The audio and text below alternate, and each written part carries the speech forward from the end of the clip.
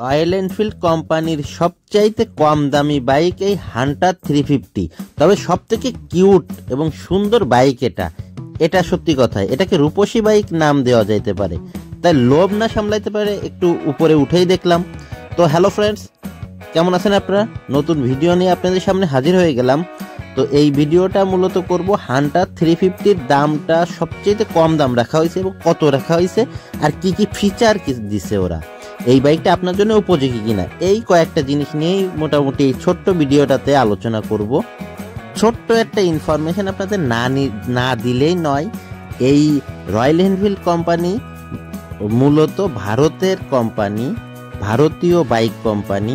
তবে এর গোড়াপত্তন শুরু হয় ইংল্যান্ডে, এবং ইংল্যান্ডের একটা কোম্পানি 1901 সালে যাত্রা করে এবং এই কোম্পানির বাইকগুলা দ্বিতীয় বিশ্বযুদ্ধে জয় করে আসছে। মানে দ্বিতীয় বিশ্বযুদ্ধে আর্মিদের কাছে ব্যাপক ডিমান্ডেবল ছিল, তারা ব্যবহার করতো এই বাইকগুলা। পরবর্তীতে ভারতের একটা কোম্পানি মাদ্রাজ মোটর এই বাইক কোম্পানিটিকে কিনে নেয়। মাদ্রাজ মোটর ঠিকঠাক এই কোম্পানিকে উন্নতি সাধন না করাইতে পারলে তাদের কাছ থেকে আইসার মোটর এই কোম্পানিটাকে কিনে নেয় এবং সারা পৃথিবীতে এর বুলেট বাইক সহ আরও কয়েকটা মডেল দিয়ে সারা দুনিয়া জয় করে ফেলে। তো বাংলাদেশে যারা বাইক লাভার আছে তাদের স্বপ্ন ছিল বাংলাদেশের রোডে এই বাইকগুলো চালানো। যেহেতু বাংলাদেশের সিসি লিমিট, মানে সিসি লিমিট যারা বোঝেন না তাদেরকে আর কি বলবো, এর একটা সিসি থাকে এই ইঞ্জিনের, সেই সিসির লিমিটটা ছিল 160, যেটা কিনা উন্নতি করে এখন 375 সিসিতে করা হয়েছে। তার কারণে এই রয়্যাল এনফিল্ড কোম্পানি যে বাইকগুলা এরা মূলত শুরুই হয়েছে 350 সিসি দিয়ে। আপনার নাম শুনলেই বুঝতে পারবেন, হান্টার 350, মেটিওর 350, ক্লাসিক 350, তারপর হচ্ছে বুলেট 350। তো এই 350 হচ্ছে এদের এয়ার ইঞ্জিন সিসি। তো এখান থেকে যেহেতু শুরু হয় 350-এর, তো 4টা মডেলের বাইক বাংলাদেশে ঢুকতে পারছে। এই যে 4টা আমি একটু আগে উচ্চারণ করলাম, সেই 4টা বাইকের মধ্যে সবচাইতে কম দামি বাইকটা হচ্ছে হান্টার 350। তো আমি যে আলোচনাটা করব, যে ফিচারগুলো বলবো, তার আগে এই বর্ণনাটুকু আপনাদের না দিলেই নয়। এখন হান্টার 350 বললাম সবচেয়ে কম দামি, সবচাইতে কম দামি, কিন্তু কত কম দাম রাখা হয়েছে। এর সিসি যেটা, তারপরে ইঞ্জিনের ক্ষমতা কিন্তু 4টা বাইকের সেম, তবে বিভিন্ন এর যে বডি বিল্ডিং থাকে আর কি, সেইটার উপর ডিপেন্ড করে হচ্ছে দামটা রাখা হয় এবং কোয়ালিটি অনেক হেরফের হয় হয়তো। তবে এই বাইকটা তৈরি করা হয়েছে মূলত হচ্ছে ইয়াং জেনারেশনের জন্য, আর বসলে তো পুরো সে কিউট লাগে আর কি বাইকটা।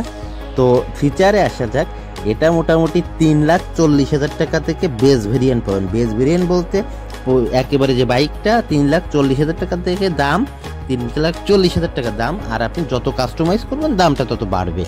এর ইঞ্জিনের ক্ষমতা হচ্ছে এটা 350 সিসির ইঞ্জিন, আর টপ স্পিড পাবেন হচ্ছে 120 কিলোমিটার/আওয়ার।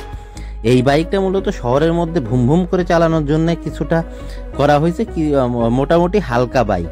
হালকা বলছি কেন, 181 কেজি ওয়েটের এই বাইককে হালকা বলার মানে হচ্ছে এর অন্যান্য যে বাইক আছে আপনার বুলেট এবং ক্লাসিক 350, সেগুলো 195 কেজি, মানে প্রায় 14-15 কেজি বেশি।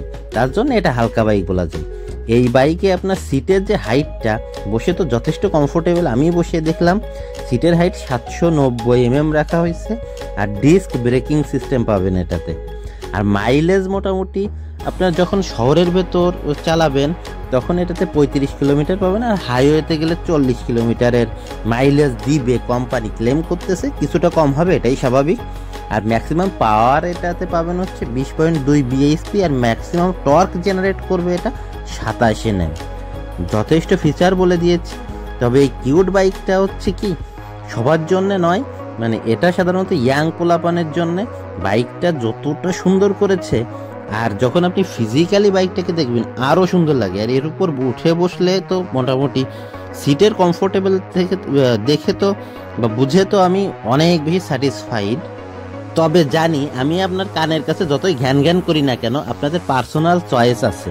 হ্যাঁ, আপনি কোন বাইকটা নেবেন এটা আপনি সিলেক্ট করেই রেখেছেন। যদি আপনি বাইক কিনতে চান রয়্যাল এনফিল্ডের বাইক, তো অবশ্যই যখন কিনবেন আপনি, আপনার তো চয়েস আছেই যে আমি এইটাই কিনবো। তবে আমার উদ্দেশ্য হচ্ছে আমার কিছু ফিচার আপনাদের কাছে বলে দেওয়া, দাম কোয়ালিটি আপনাকে জানিয়ে দেওয়া, তারপরে বেটার হবে আপনাকে সিলেক্ট করে নিতে যে আপনার কোনটা ভালো। আর আপনি মনের মধ্যে রেখে রাখেন আমি বুলেট নিব, তো অবশ্যই আপনার বুলেটই নেবেন। আপনি যদি ক্লাসিক 350 নেন তাহলে আপনি অবশ্যই ক্লাসিক 350 নেবেন।